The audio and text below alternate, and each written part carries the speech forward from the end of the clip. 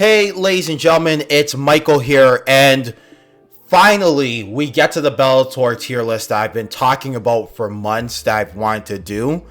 And the reason why it took so long is because it never really seemed like the right time to do a tier list until now. Because obviously, Pitbull and Emmanuel Sanchez are going to go at it. And the first fight was kind of cool, so I want to talk about that one. But also, the much anticipated light heavyweight Grand Prix will be taking place tomorrow, or at least the start of it is taking place tomorrow, as you got Machida and Bader going at it. And, you know, in general, I think there's a lot of good fighters in Bellator that could go to the UFC and do anywhere from reasonably well to a champion. Now, before we get started, a couple things. One, I'm going to pull up things like articles, as you see here, right? I'm going to pull up divisions and fighters because I know some of these fighters are known, but not all of them are. So when I'm talking about them, I don't want it to go over people's heads, right? I don't want people to be like, huh? Who are you talking about? Two, when doing this tier list, I'm not necessarily comparing Bellator to the UFC. I'm comparing how exciting or how competitive or yada that division in Bellator is in relation to the other divisions in Bellator. Okay, so if you think ranking is a little too high, a little too low, not really indicative of how good the talent is, etc., understand that it's not necessarily indicative of its place in relation to the UFC. It's indicative to where I think Bellator can go with the division when it comes to not just the actual competitiveness, but the talent and the storylines and the star power. Okay, with that out of the way, let's start with the women's division, the females. And when it comes to the female divisions, they do have atom weights, bantam weights, straw weights on the roster, but they don't necessarily have a champion, because to say that those three weight classes have divisions is not really true. Okay, it's not really true. They don't really have those divisions, and they wouldn't even lie to you. They're not going to tell you that they're divisions. No, they're not.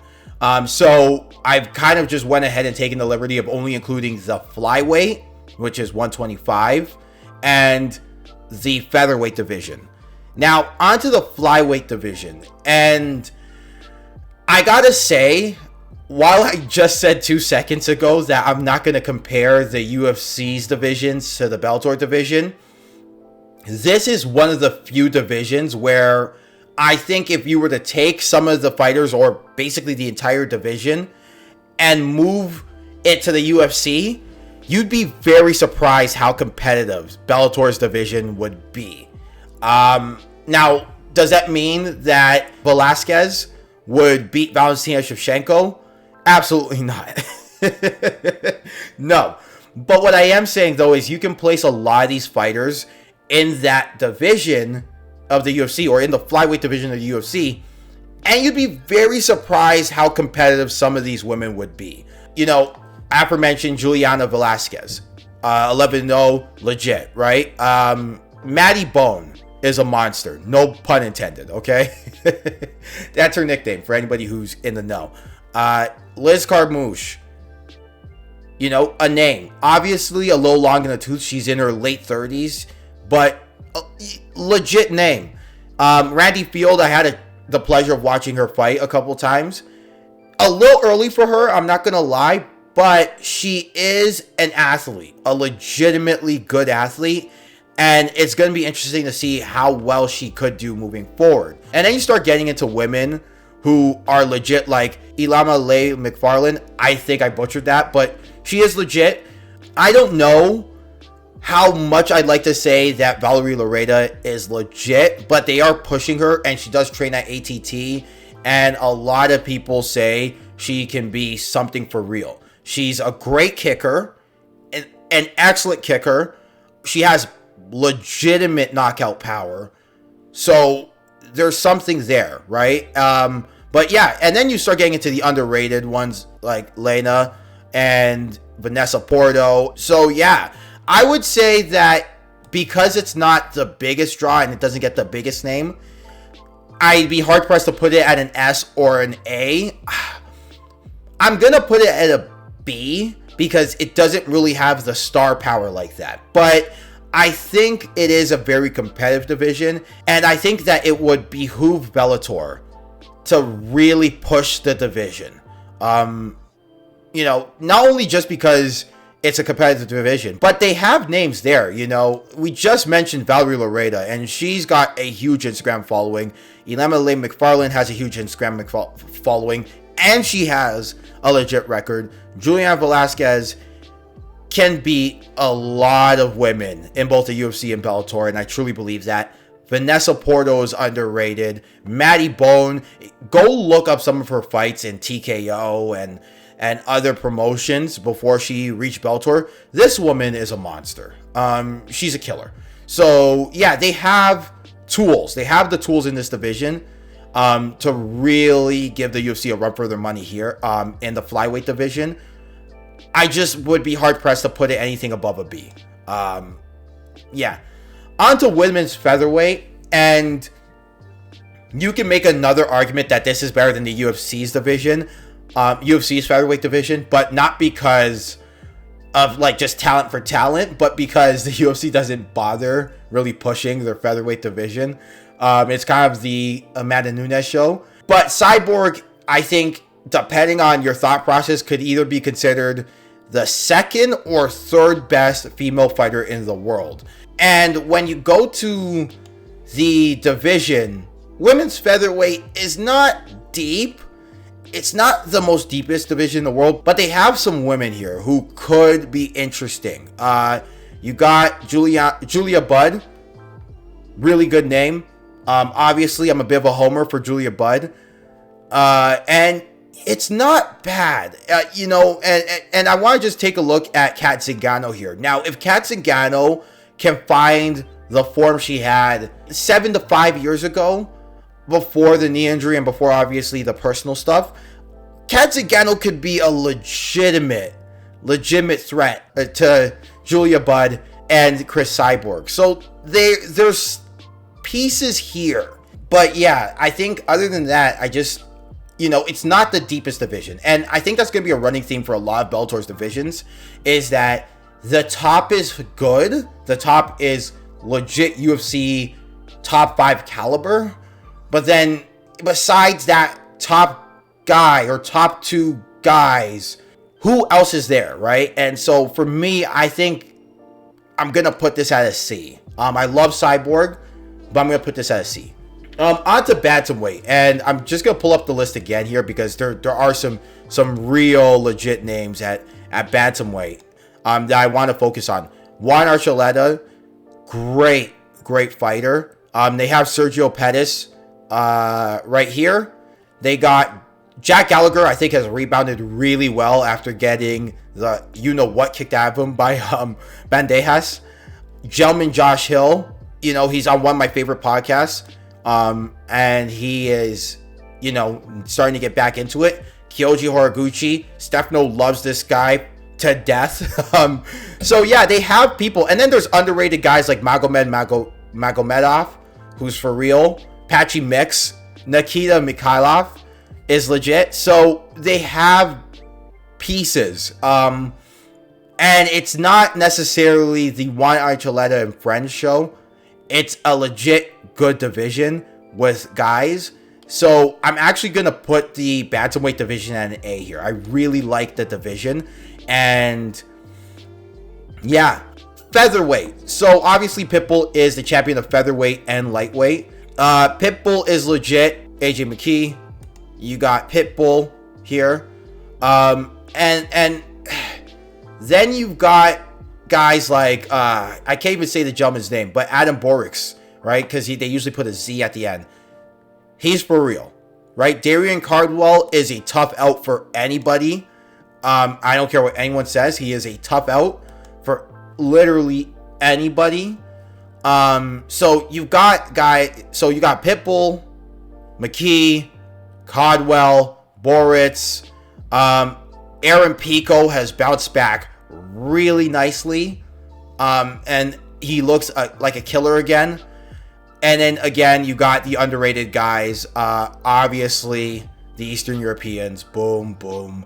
Gabriel Vargo, I really like his YouTube channel. I watch it a lot. And I'm interested. I'm interested in JJ Wilson. He's a little young, but I'm interested. I think there's legit guys here. Guys who can be interesting. They got a good top 4. I just don't know if I would say S tier, right? You know what? I'm going to put it at an A here. I'm going to put it at an A. And the reason why I would say A and not B is because Pitbull, I think, is one of the best fighters in the world, right? And when you have a Pitbull, I think you can immediately, same with lightweight, you can immediately put it A or above. So yeah, I'm going to put it at an A here. Now, on to lightweight, and I think you could put it in an S, and I'll tell you why. Featherweight might be better. But you have guys like Brent Primus, Sidney Outlaw, Baby Slice, Benson Henderson. List goes on and on. Oh, Pitbull's brother. I nearly forgot him. Where's he? Patricky. These guys are interesting, right? These guys are name value guys. And obviously, Usman, Nurmagomedov. These guys can be something interesting. I really think it would behoove them to do Usman Nurmagomedov versus Pitbull's brother in a fight and push Usman to the moon.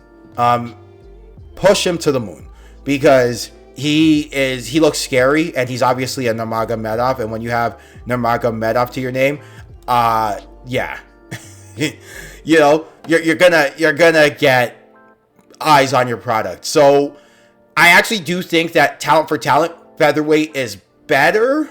They also have a Hassan Magomedsharipov, and when you have a Magomedsharipov to your guys, the point I'm trying to make is talent for talent. Gun to my head, what's better? Featherweight. What I think is more marketable? Lightweight. And I don't think the talent in lightweight is so much lacking that it isn't on par with featherweight.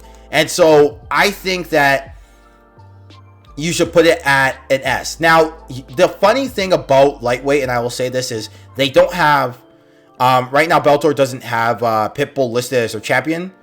And when you go to the World Champions, Pitbull is only featherweight, not lightweight. And I think the reason why they're doing that is because of this gentleman here, his brother, Patricky. So, yeah.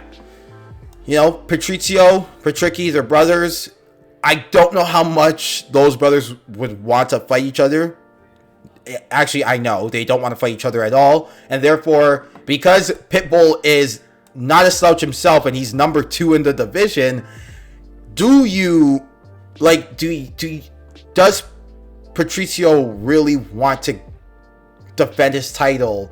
And yeah, so I think it's one of those weird things. It's interesting. But I think if Patricio stays in the division, there's a lot of marketing chances. And you don't necessarily have to put him up against Pitbull to do anything. I know that would that would be a real shame for this gentleman here because he's a legitimate good fighter. But you can kind of have Pitbull almost like if you want to face my brother, get through me kind of aspect. And the point I'm trying to make is there's a lot of storylines. Oh, and I forgot, Nick Newell is in this division, ladies and gentlemen. And go look up Nick Newell. He's legit, and he's a one-armed fighter. So you got one-armed fighter who is a legitimately good MMA fighter. It's not just gimmicks with him. Yeah. Brent Primus, I think he's a little long in the tooth, but he does have a win over Michael Chandler. So take that what you worth. Sidney Outlaw, like I mentioned. There's names here. There are names here. There's a storyline you can go with. It's a fully fleshed out division. So for me, it's getting an S. It's an S. Okay, on to welterweight. And there was a time where this would have been an easy S. But I think the ship has sailed on this a little bit. Rory McDonald has left the PFL. The wind out of the sails has been taken out of MVP a little bit. It's still a very good division. You'd be hard pressed to say S or A. And it's not just because MVP is, declining a little bit, was not good at all to speak with. But it's also because Rory McDonald has left. The Ed Ruth hype has kind of died down a little bit. Douglas Lima tried to be a double champion, didn't work out for him. And even before then, Rory McDonald tried, it didn't work out for him. So, as a result, the name value on some of these guys, Paul Daly is a guy who's kind of had a rough time of it recently. Raymond Daniels, wind has been taken out of his sails, if any, to begin with, because he is 40 years old. Dylan Dennis, okay, and then Neiman Gracie, he's interesting, but I don't know. I really liked Ross Houston's performance against MVP. MVP dominated, but I don't think he was a can by any means of the imagination. Now, what makes Bellator a B and not necessarily a C is because there are guys here who I think are legitimate killers in the UFC welterweight division. Jason Jackson, I've been singing his praises for years.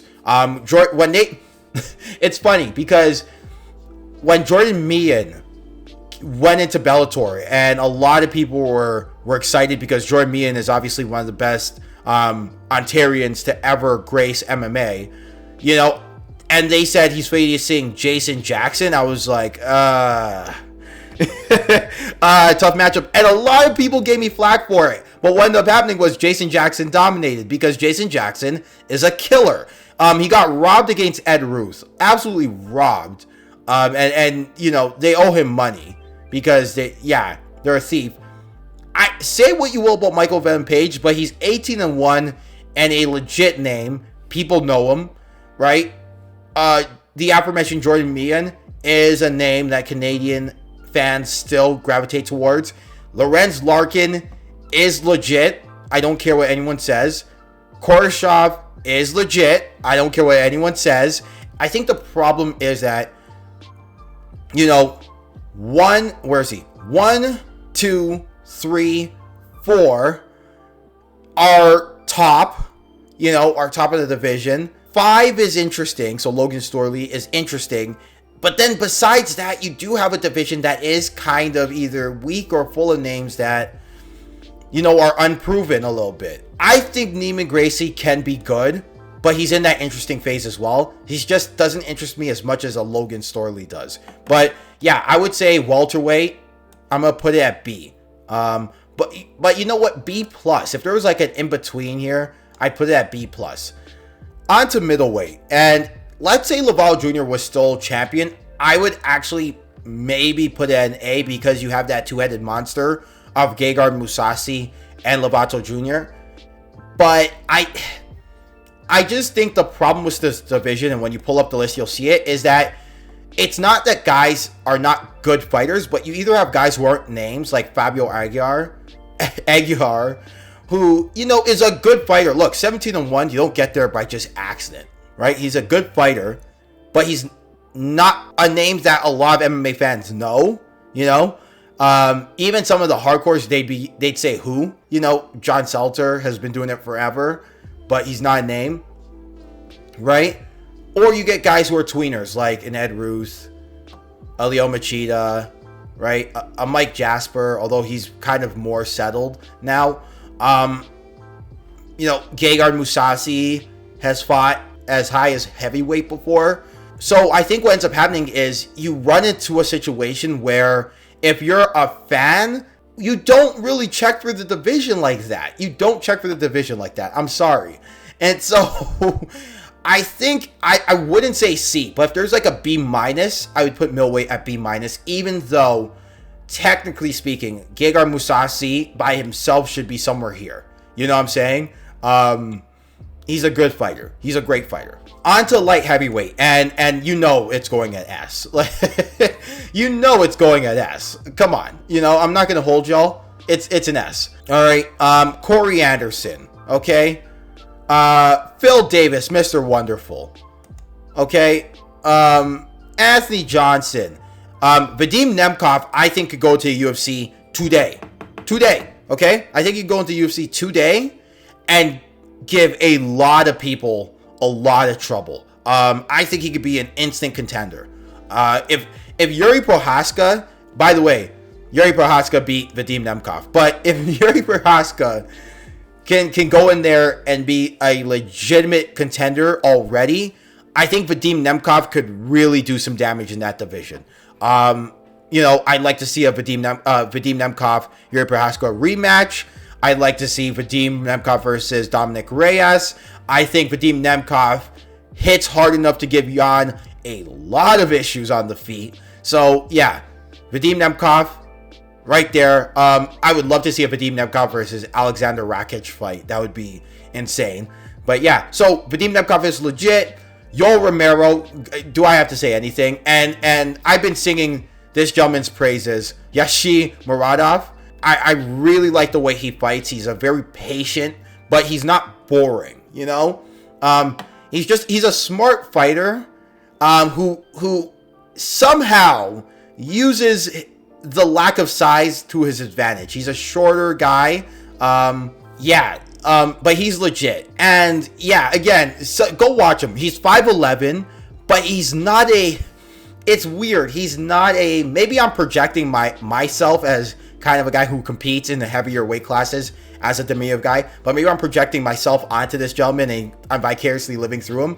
Not gonna lie. But, you know, 5'11", 205 pounds, a little bit on the doughier side, and he's really smart with the way he uses his size to get these guys to lose, right? So, you know, he's a tough out for a lot of gentlemen here. So, yeah. And then you have, obviously, Ryan Bader, who they don't have listed here, and Lyoto Machida, who they don't have listed here. So, the only thing with this division, and I know I said I'm not going to compare it to the UFC, is that, you know, you don't wonder about Corey Anderson. You don't wonder about Phil Davis, Anthony Johnson, Vadim Nemkov, Yoel Romero.